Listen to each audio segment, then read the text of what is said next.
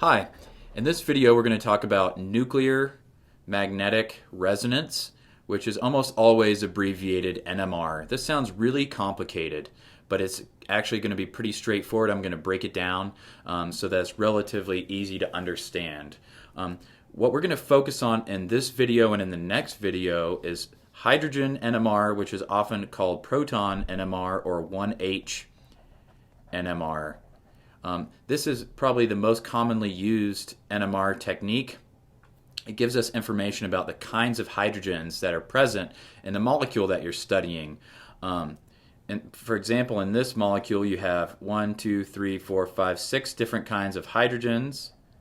And so each one of those sets of hydrogens is going to give a signal, and that signal can get split into several other subsignals, and we'll be talking about all the different aspects of how we can predict whether or not this is going to happen and why this is useful and what kind of information that we can get out. But for right now, what I'd like you to know is that we place a sample inside this instrument, the NMR, which is composed of a superconducting magnet and a computer that we can get information and once we get information from that computer, we get an NMR spectrum, which we can interpret and get lots and lots of information about the structure of a molecule that we want to study. So in this video, first I'll tell you about very briefly the theory, how NMR works. Then I'll talk about various aspects of NMR spectra and how we can interpret those, mostly in this video, chemical shift and chemical equivalence.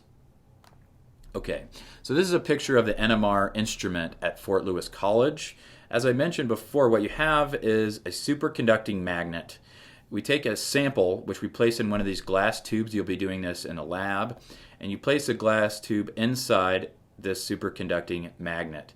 The superconducting magnet is kept at 4 degrees above absolute zero. It's extremely cold, and it's cooled with liquid helium. So why do we need a superconducting magnet? Well, I'll explain that on the next slide.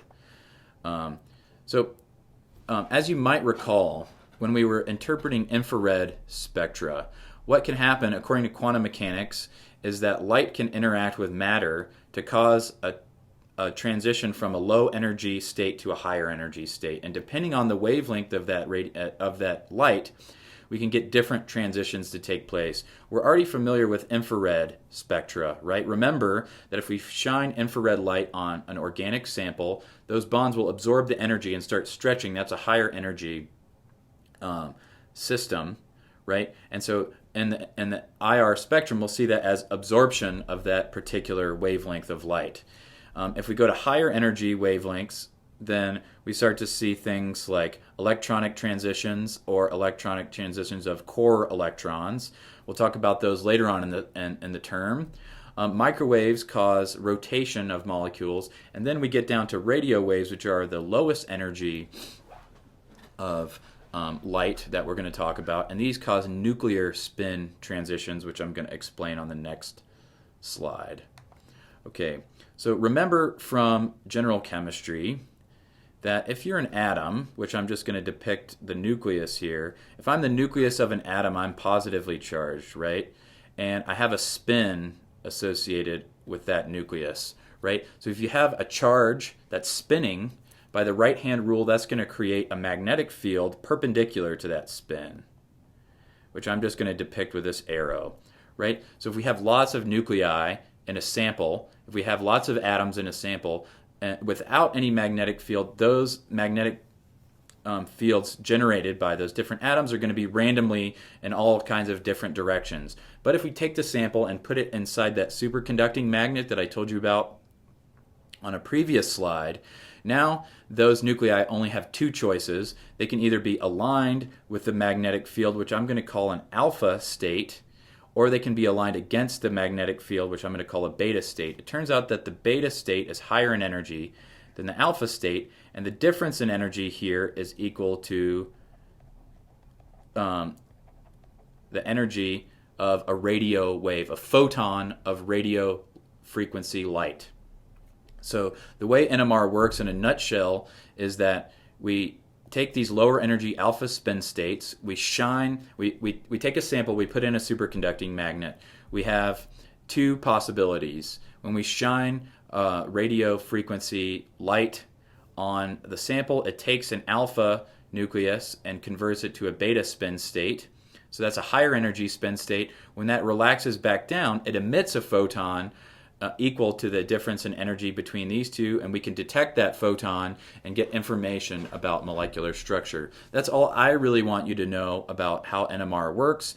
There's a lot more detail here, and I'm not going to really worry about you understanding that or knowing it. I'm really focused on understanding how to interpret NMR spectra.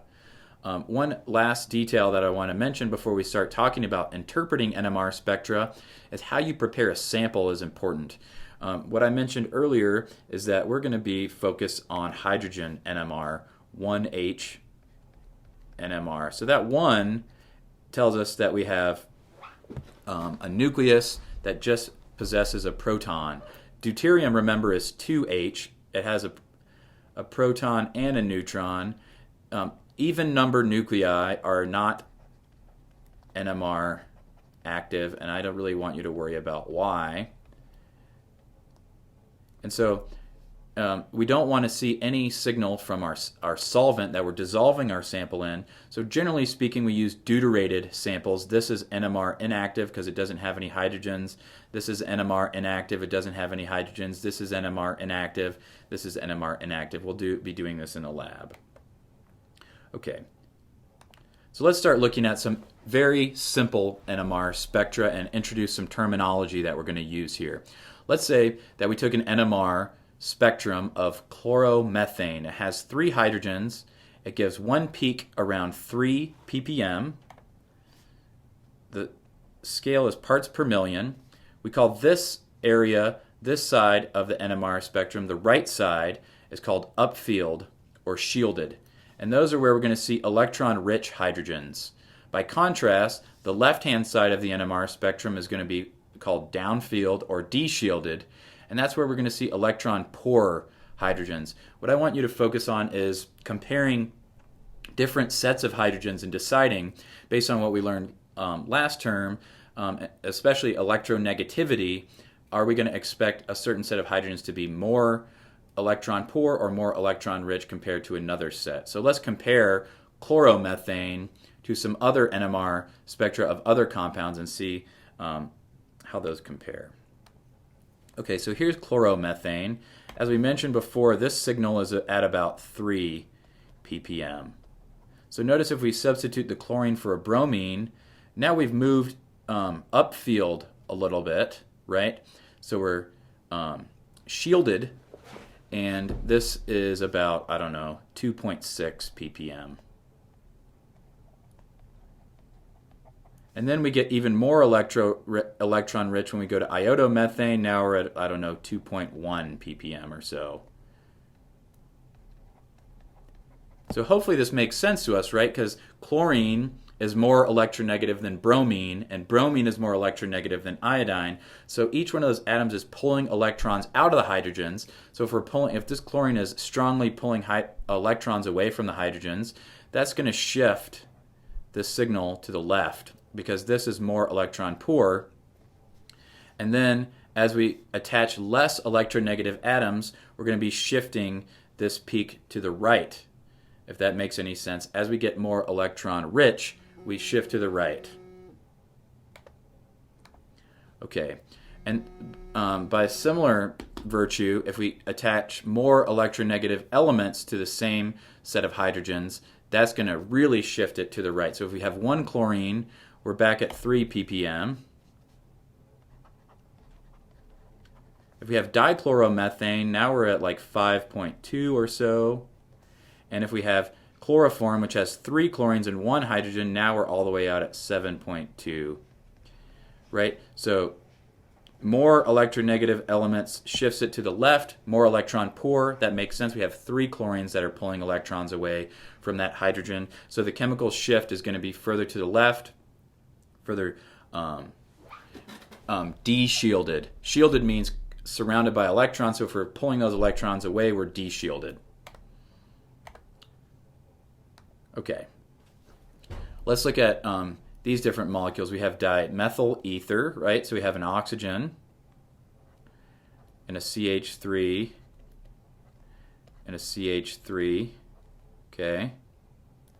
Here we have trimethylamine, so we have three CH3s attached to a nitrogen. And here we have neopentane, so that would just be a carbon with 4 methyl groups, right? So what I'm trying to point out here is that we have a methyl bonded to an oxygen, a methyl bonded to a nitrogen, and a methyl bonded to a carbon, right? Remember, carbon is the least electronegative of those three. So now we have a peak at 1. Nitrogen is the next most, so now we have a peak around 2. And oxygen is more electronegative than nitrogen, so that shifted it all the way over to, I don't know, 3.2 or so. So again, I'm just illustrating that if you attach hydrogens to an atom that's bonded to an electronegative atom, that's going to shift the peak to the right to the more electron-poor area of the NMR spectrum. Okay, the next thing you want to look at in terms of chemical shift is hybridization, right? So if you look at benzene, the structure of benzene, you have all sp2 hybridized carbons. So each one of these hydrogens is on an sp2 hybridized carbon. It turns out that for reasons that I'm not really going to go into here, sp2 hydrogens are hydrogens on sp2 carbons we're usually going to see in this region between 6 and 8.